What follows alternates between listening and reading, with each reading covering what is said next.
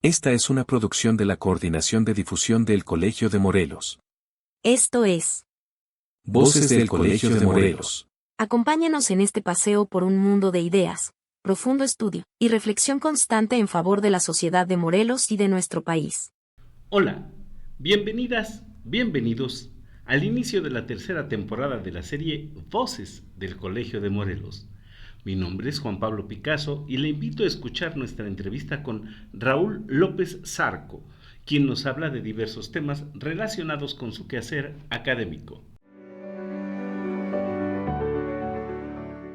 Los derechos humanos son fundamentales para comprender el estado de la geopolítica contemporánea, afirmó Raúl López Zarco, pues en los últimos tiempos se han visto vulnerados por políticas de seguridad interna y prácticas hegemónicas, tal y como nos lo muestran los medios de comunicación.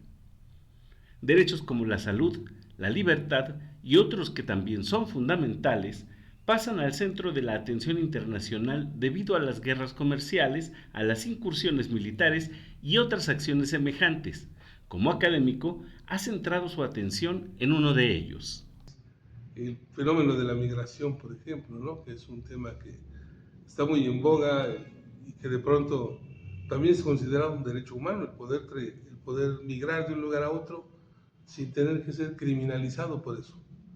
Y digamos que recientemente es la línea de investigación sobre la que me he ido un poco más incursionando, ¿no? Por la cuestión de que el respeto a los derechos humanos es importante y a veces pareciera que por seguridad nacional en algunos países o por tratar de mantener cierto control sobre los territorios o sobre las aduanas, los derechos humanos de los grupos vulnerables o de las personas que pueden ser débiles socialmente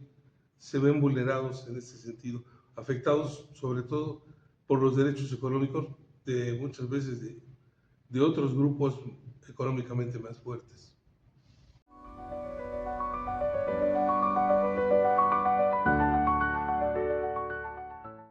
En medio de este reordenamiento internacional de fuerzas, explica el académico, México se alza como una potencia emergente, desplegando una buena capacidad negociadora y defendiendo su seguridad, soberanía y los derechos humanos de sus habitantes.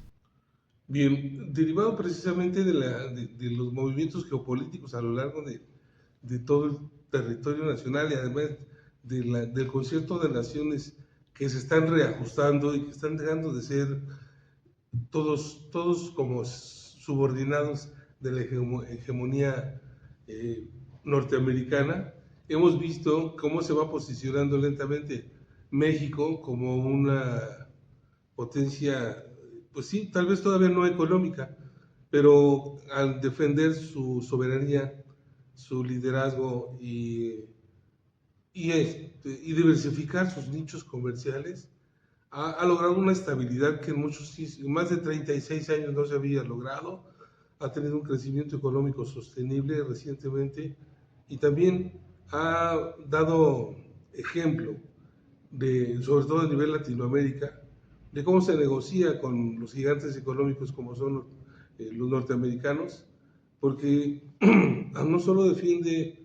la nacionalidad, sino defiende los productos mexicanos, trata de dignificar nuevamente al pueblo de México y todo eso está, si lo analizamos, dentro de lo que son los propios derechos humanos. La dignidad humana es un derecho humano que no se puede negar ni coartar, salvo algunas excepciones cuando a lo mejor la persona misma ha transgredido o violentado normas jurídicas que tienen como sanción una represión o privación de la libertad, pero cuando se hace dentro del marco del derecho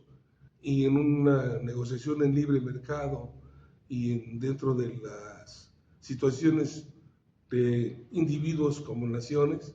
me parece que la defensa de los derechos humanos, la dignidad de las personas, el territorio y la soberanía son verdaderamente puntos que deben de mantenerse o resaltarse como derechos humanos.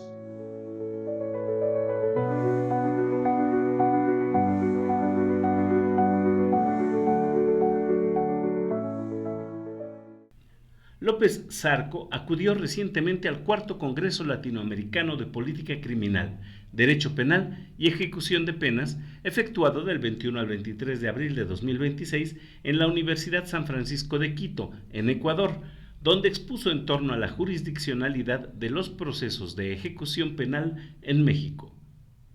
Y participamos con una ponencia precisamente sobre la jurisdiccionalidad del proceso de ejecución penal, en donde hicimos una mención de que anteriormente, con los regímenes anteriores a las reformas de 2008 y de 2011, pues hemos tenido tres tipos de régimen penal. Cuando se inició el siglo XX, de 1917 a 1965, en la Constitución de aquellos días, se estableció dentro del artículo 18 el concepto de regeneración social, como cuando se veía a una persona que no tenía oficio o que se dedicaba a la vagancia o que había incurrido en alguna falta en las normas jurídicas, se le veía como si fuese una persona, sí, como un enfermo social, y entonces se le trataba de dar una oportunidad para que se regenerara a través del trabajo, de la capacitación del trabajo. Apenas la educación empezaba a forjarse como, no solo como un derecho, sino también como una prioridad en los gobiernos del siglo XX inicios, pero todavía no estaba esquematizado. Hasta 1965 que hubo una reforma, cambiaron de pasar el concepto del artículo 18 de regeneración social al de readaptación social, y en donde sí ya se estableció la educación como uno de los ejes rectores para poder readaptar a las personas, es decir, hacerlas que a través de un tratamiento y de un régimen, pues sí, estricto y disciplinado en el encierro, pero basado en la capacitación del trabajo, en el trabajo remunerado y en la educación, cambiara su paradigma y pasarse a ser un readaptado socialmente. Esto hasta el 2008, que hubo el cambio de la Constitución y se cambió la palabra de readaptación social a reinserción social, que se supone que es el último paradigma más enfocado a los derechos humanos, al respeto a la dignidad, y bueno, es sobre lo que estamos trabajando ahorita.